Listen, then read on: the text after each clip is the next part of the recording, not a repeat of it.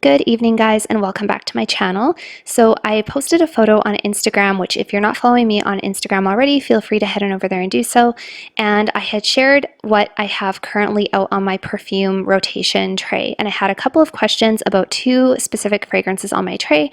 So I thought I would just do a video and show you what I decided to keep out on my current rotation. There's a couple of new ones in my collection. And yeah, just thought I would make a really casual, relaxed video and share that with you. So I hope that you do enjoy. If you are here for the first time, welcome. On this channel, we do talk mostly about fragrances. So if that is your thing, definitely make sure to subscribe and let's get into it. Okay guys, so for those of you who missed my video today on my niche samples, this is where I have all of them. I have the ones that I talked about in my video today, and I also have some other ones in here that I'm just kind of going to be experimenting with over the next little bit.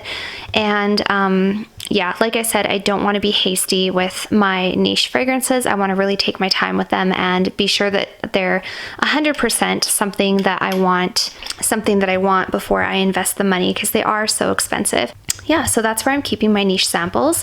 I did move all of my travel sizes and minis and roller balls into this container versus here, and the goal is just to kind of try to use them up. So this is where I have my perfumes currently on my dresser. I did pull out my gold mirrored tray again. I really like this tray. I have about 3 or 4 perfume trays, and I just like to cycle them out once in a while when I get bored, or just to keep things fresh. But also my motivation for putting my perfumes back in here for now was because I did rearrange my room a little bit, and my 3-tiered perfume tray also held about 21 fragrances, which was too many because they were going to go bad. They were being exposed to light. I didn't want that many sitting out, so I still will use my 3-tiered tray just once in a while, but I don't think I should leave my perfumes on there all the time. So this is the setup that I have right now. These are the ones that I chose to keep out on rotation currently. Some of them are ones that are fairly new, and I just wanted to give myself a chance to wear them. Some of them are just easy grab and go. So I do apologize if you are not new here. You've probably heard me talk about many of these many times, but I do have some new subscribers, and I've had a few people ask if I could share my thoughts specifically on Blondine and my new Hypnotic Poison. So let's go through them. Okay, so starting in the back, we have Juicy Couture Gold Couture, Viva La Juicy Gold Couture, I guess. This one is always out on rotation. I always tell you guys that because this is my favorite one to wear for certain types of date nights with my significant other. He really likes this fragrance, and I really like it too, but this is just one of my favorite ones to wear at nighttime sometimes. So I do keep that one out all the time. In front of that, we have my Cali Vanilla 28. This is just an easy grab and go. I've actually been really enjoying wearing this one lately. You can see that I've actually put a decent sized dent in it from the last time I spoke about it. I just find this to be really pleasant, and it makes me smell like vanilla and brown sugar, which is never a bad thing. I like to wear this one to the gym a lot because I know that it's not overpowering, but I know that I smell good. And these days I don't go anywhere except the gym, so what can I do? That's where I wear that one. So yeah, this is just like an easy grab and go. So when people talk about Cali Vanilla and they say it's boring or too light or too whatever, honestly, I kind of like that about it, that it's not that heavy and it's not that complex, because it's just an easy perfume to grab and wear.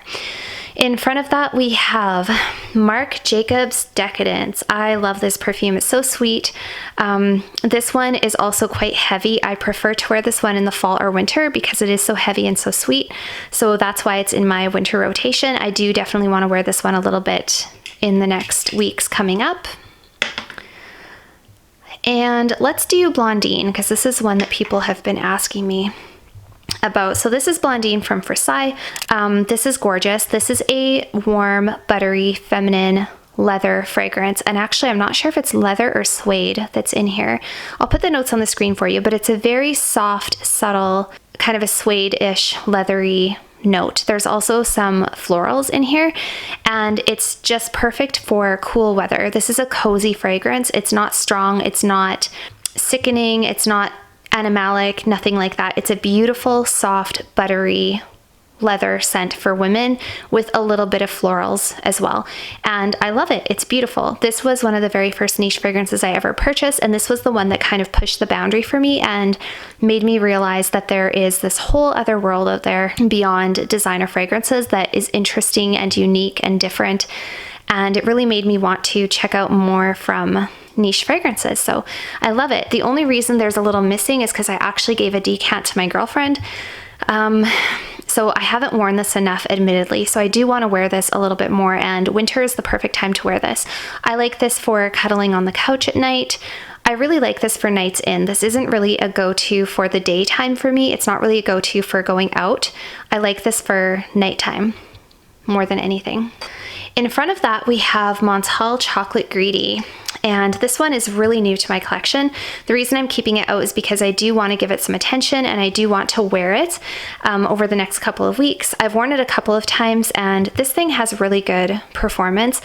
This smells basically like powdery cocoa powder. It's got some dried fruit notes in there. It has a little bit of vanilla. I prefer the dry down over the opening. The opening for me is a little too synthetic and a little too powdery, and it really reminds me of like hot chocolate powder, cocoa powder. When I first got this, I didn't like it, but that was literally my first impression. I didn't like it. And then after I wore it for a couple of hours, I started to see where the appeal came from, and that was the dry down and like the sillage and stuff like that. So I do actually quite like this, and I don't even mind the packaging, to be really honest. A lot of people don't like the packaging. I don't mind the packaging on that. In front of that one, we have one that's somewhat new to my collection. This is Vanilla Woods from Seven Virtues. This is supposed to be a cleaner brand from Sephora. This smells a little bit like caramel. It smells woody. It smells like vanilla. It's just very sweet and very comforting, cozy, really nice for the fall and the winter time. Has a little bit of a sexiness to it. I do find I have to be a little team oversprayer with this one. I have to spray it quite a few times, and I like to spray it up closer to my face, behind my ears, on the back of my neck. This is a great intimate fragrance. It's a great fragrance to wear when someone's going to be close to you, because it's not overpowering and it's sweet and sexy and makes people want to get a little closer. So yeah, really nice perfume. I do like that one. In the back, we have MAC Velvet Teddy. Tara, if you're watching, I know you don't like this one. I always giggle because Tara from Opinionated Scents, she doesn't like this one. And I think I made her buy it, but I really like this one. This is a honey tobacco fragrance, and I can't even remember all the notes off the top of my head, but there's honey and tobacco for sure. I quite like this, you guys. I've only worn it a couple of times though, because it is pretty new to my collection, but this is really similar to Tobacco Vanille from Tom Ford. Very, very similar, except Tom Ford's is spicier and a little bit more masculine. This one is sweeter and a little more feminine. Tom Ford's also has a pretty strong cacao note in it, where this one I think I just get a lot of honey and a lot of tobacco. And I really, really like this one. This one I think I would wear for nights out, going out with my girlfriends, little black dress. I don't really think, I guess you could wear this like fall daytime as well, but yeah, I'll have to wait till next fall to figure that out. I haven't tried that. So I do really like that one. Beside that one, we have an oldie but a goodie. This is Michael Kors Midnight Shimmer. So this is just a really easy grab and go fragrance. It's a pleasant woody vanilla fragrance with a little bit of a floral touch. And like I've told you guys before, it's a compliment magnet and it lasts for a really long time on me, and it was really affordable. So that one I keep out because it's a great one for the winter time. In front of my Velvet Teddy, we have a new one to my collection, and this is Dior Hypnotic Poison Eau de Parfum. This one I have been wanting in my collection for a really long time.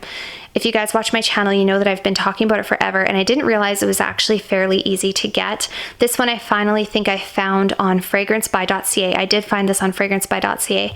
The difference between this and the original Hypnotic Poison is the original one is a little bit lighter and more effervescent. Not that it's an effervescent scent, but it's a little more transparent than this one. It's a little bit, yeah, it's a little lighter. This one's a little deeper, a little darker.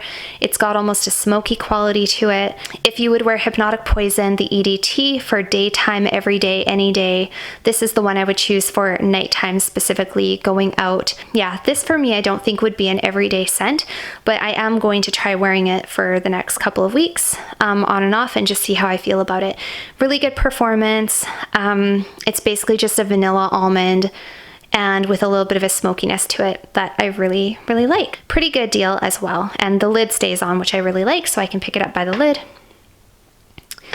In front of that one, we have another oldie but a goodie. This is my Sarah Jessica Parker Lovely. Okay, focus on my Lovely. There we go. This is Sarah Jessica Parker Lovely. I absolutely love this one. You guys know that this is my favorite one to wear to bed. Nothing really changes. I've been wearing this to bed now for, I don't know, 8 or 9 months or something. I don't wear it every single night, but if I wear perfume to bed, this is the first one I think of, and it's because it is so comforting. There is lavender in here. There is some floral notes. There's musk. It's a beautiful, feminine, musky, light scent. It relaxes me. I just love the way it smells. And I think this one was made by, the nose behind this one is Frances Kirkjohn, who also created the Narciso for hers, which smell similar to this. So one of my favorites. I always keep this one out somewhere easy to reach. And we only have a couple left. So in front of my Midnight Shimmer, we have a new one to my collection from Maison Margiela. This is Replica Jazz Club. I love this. I love, love, love this.